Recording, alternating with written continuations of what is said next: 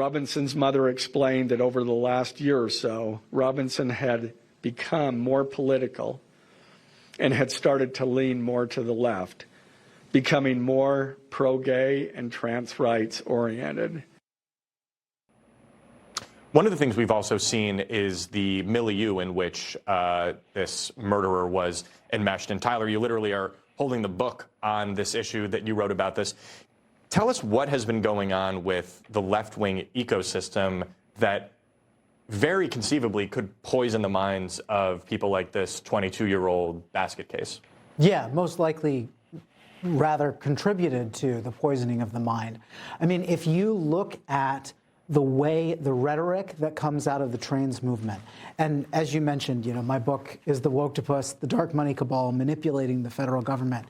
This book lays out how the left's apparatus, the left's dark money network, funds the activist groups that staffed and advised the Biden administration, pushing them in a woke direction and weaponizing the federal government to go after people. And, this applies to the Southern Poverty Law Center in particular, which had recently put Turning Point USA on the hate map with chapters of the Ku Klux Klan just months before this shooting.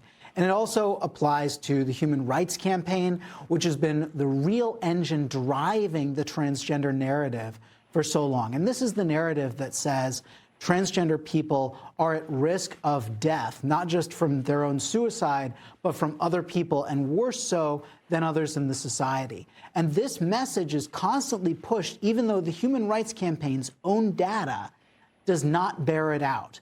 And so these are very radicalizing messages. And I think it's important for us to note, this is not the first situation where someone with really close ties to the transgender movement has engaged in violence here. There's one case called, the person's name is Alexia Willie, he's Jason Lee Willie. He's a man who transitioned to be a woman, and he threatened to shoot up schools, to rape girls in girls' restrooms, to engage in all sorts of horrific violence, bombing churches.